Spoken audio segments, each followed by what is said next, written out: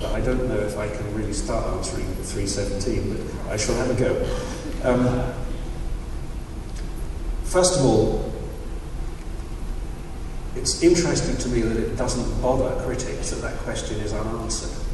The fundamental question, why do we want to engage with art at all? Just to say, well, because we like it, doesn't really answer the question. Because then you say, well, why do we like it? Why do we have preferences? Why do I prefer blues to reds? Why do I prefer Dave Brubeck to Mozart, for example? Or why do I prefer nearly anyone to Mozart, actually? Why do we make choices? For instance, why do I prefer things that to a Martian would be indistinguishable, like the late Haydn string quartets to the middle Beethoven string quartets? A Martian wouldn't tell the difference, they sound very similar. What is the root of preferences? And what are we doing when we engage with an artwork and enjoying it? So I thought I needed an example that we can all share, an artwork that we all actually have. So I decided to talk about haircuts. A haircut is a little artwork that everyone carries around on their head. Mine is hard to see, but I dyed it red today. But when you have a haircut, well, first of all, there was a time when no one had haircuts. Probably Neolithic men and women didn't cut their hair, or if they did, they sort of tore bits off with stones or something like that. That's not generally what we think of as haircutting now, at least not where I come from. When you have your haircut, you make, or have made in the past, a whole number of stylistic decisions. For instance, let's have a look at some of those. On the axis of masculine to feminine, where do you want to fall? Straight away you can see that that's going to change. It'll be different in 1970, a different question in 1970 from 2010 or 1930. So the first thing you have to notice is that stylistic axes are always in motion. They're not fixed points in cultural space. So, you know, when I was in my early days as a rock and roll star, I pitched myself far to the feminine side of the equation. Yes. And I did it mainly because girls seemed to like it. Yes. Okay, so here's another axis. Do you want to fit in or do you want to stand out? Conformist or rebel? Where are you going to fall on that? Most of us will probably end up around there somewhere. Some people with... I had a girlfriend with 11-inch green spikes in her hair at one point. She was sort of at that end, I would say, since she was 6'4" tall to start with. Dutch, very tall people. Here's another axis, natural in many inverted commas and contrived. Because as any woman knows, to get a natural look takes at least 3 hours in the hair. Contrived is where you obviously have made it up, like the Marge Simpson look. Oh, here's another one. This is now, sometimes a new axis appears in stylistic space. One that appeared quite recently was the choice between natural colour and impossible colour. I had dinner last night with a very attractive woman with bright green hair, sort of close to that colour. That wouldn't have been possible a few years ago, and probably nobody would have been particularly worried. They wouldn't have thought of doing it. It's another example of the technology appearing and suddenly stimulating a lot of possibilities. And another axis that appeared in about 1976 in London was this one, professional versus hacked about by a brainless cretin. Which was not a possibility that anyone had ever really considered. before.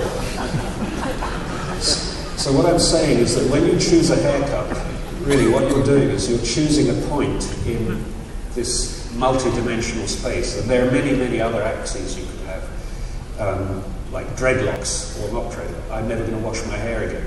That's a choice. So I think that this little artwork that you carry around with you, why do we make those kinds of choices? I mean, a lot of you might say, well, I didn't make any of those choices, but because I always had my hair cut exactly the same way. Well, at some point, you or somebody made some choices, and those choices are part of the bundle you carry on your head, just like an earring is another set of choices. You know, an earring is a tiny little artwork that you carry with you. A tattoo is another one. Your clothes are. All of those things represent a bundle of stylistic decisions that you've made. All of them are, in fact, you behaving as an artist in some way. My definition of the word culture, by the way, is a rather novel one, which artists don't always like. Culture is everything you don't have to do.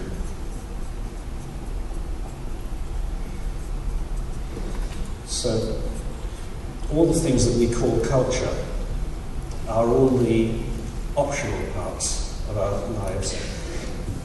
You have to wear clothes, but they don't have to be Paul Smith or Levi or Chanel. We could all just sort of wear sacks if it was just about keeping warm, or animals. You have to eat, but you don't have to develop these incredibly beautiful exotic cuisines like Indian food with gold leaf over it, or stuffed jalapeno peppers with coconut shrimps, or whatever you get. You have to move around, actually, but you don't have to dance. So a lot of the things that humans do, in fact, most of the things that humans who aren't in a disastrously difficult situation do, are stylistic choices. So we're constantly navigating our way through stylistic worlds.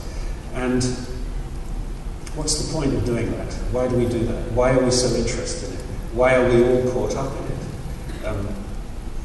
It's very hard to find anyone who isn't doing it, actually, at some level or another, who doesn't have those kinds of preferences, and who doesn't feel quite strongly about them, actually.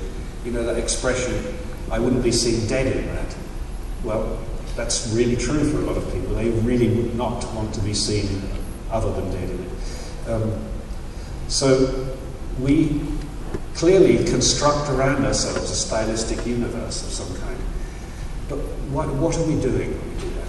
I think what we're doing is saying, here's a place, here's a world I would like to imagine and I would like to inhabit if I possibly can.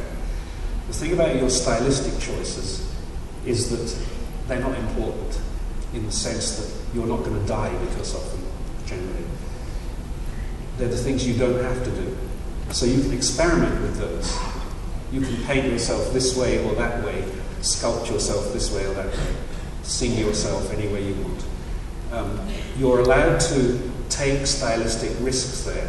And when you do that, what you're really doing is inhabiting a slightly different universe. What about if I make this universe a little bit softer? What about if I make this universe a little bit sharper? What about if I make it a bit slower, a bit faster, a bit more baroque, a bit more minimalist? Walk into someone's house and you see the world that they would like to live in. They know that that isn't the real world, as it were. They know that it's a capsule that they've created. That's what all those books about interior design are about. They're about how to create a stylistic statement that you want to live in. And I think we do that because we constantly need to find new ways of reorientating ourselves, of finding out where we stand in this rapidly changing, continually new world.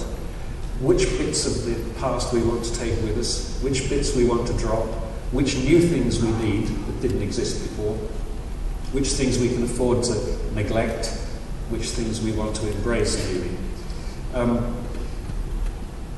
all of those choices, even go back to the haircut one, the decision to move along this axis towards the opposite gender in some way. You know, if I decide to go more feminine, which would be difficult in my case, but that's a decision to experiment with being the kind of person who would live that life.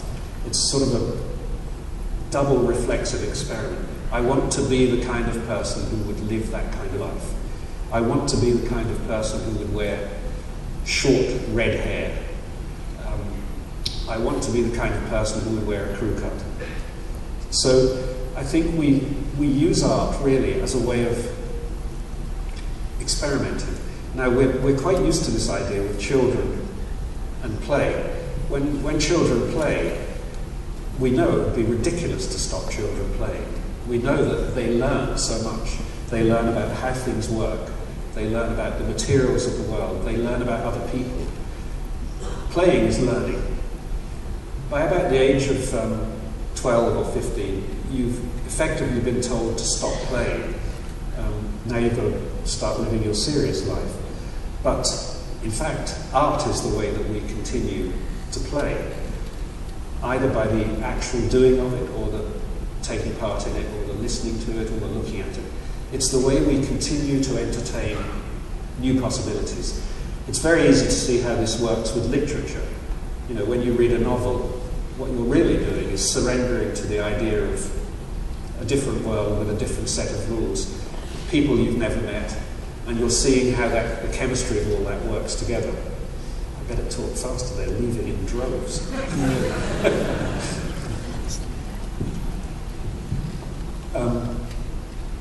And so I think that what we're doing is we're moving towards a situation, first of all, where we understand that the best way to deal with rapid change is through our feelings. Our intellects help us to a point, and of course I'm clearly someone who enjoys using the intellect, but what really helps us is to have the feelings that belong to these new situations, to try to surrender to them and to enjoy them. And then perhaps on looking back afterwards, as I was saying earlier about looking at my own work, to try to think what it was that was actually happening to us. What were we enjoying? What did I do there? Who was I when that was going on? And I think we need the experience of active, vibrant culture all of the time to be doing this, which is why it's particularly sad that in England, by the way, did you know that England has the third biggest defence budget in the world? Don't you think that's absolutely astonishing? That this tiny country should be third after America, of course, China, then there's England. And at the same time as we have the third biggest defence budget, we keep cutting our budgets for education and culture, actually. We spend less and less on those. And that seems to me precisely the reverse of what we ought to be doing. What we ought to be doing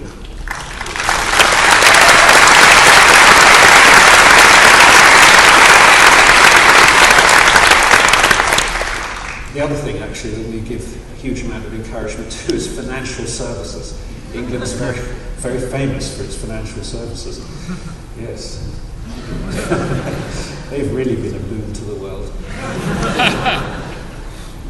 But what we ought to be doing is thinking, how can people accommodate change at the rate at which it's now happening? And there's every sign that that rate will accelerate. You know, it's not slowing down. There's every sign that it will become pretty chaotic at times as well. But how do people ever learn to deal with all this new stuff? Well, I think they learn to deal with it by learning to experience and enjoy new kinds of feelings, different kinds of feelings, feelings they never had before, combinations of feelings they never had before. And to me, this is what we want from art. This is why we have an appetite for it. This is why you're all here. Not to listen to me, but to listen to everything else. You're here because you enjoy rehearsing that ability that you have to encompass things, to enjoy things. I think... Do you think I should have a question time? Yeah! All right, I won't. No, I will, but I'm not sure how long I've got, because I know Terry Riley is going to come here, and I don't want to take up his sound check time, you see. Having said all those things about his piece, I don't want to go and ruin his show. Okay, so I will take questions. I think, but since there isn't a mic out there, I should take this opportunity of telling you a joke when they get a mic together. This is a joke I like very much. I have to try and tell it without laughing because it always ruins it. A very wealthy rancher from Texas decides to trace his roots, which are actually from the south of England. His family has been in Texas for several years, several generations in fact. So he goes back to Devon, and he's driving around in his chauffeur-driven car, and he sees an old yokel leaning against a fence like that. And he says to the guy, "Is this your farm?" And the guy says, "Yeah." And go from all the way up the top of the hill down to the stream there. "That's all mine." And the rancher says, "You know, I can get up in the morning, drive all day, and I still don't reach the other side of my farm." And the old guy says, "Yeah, I used to have a car like that." Yeah.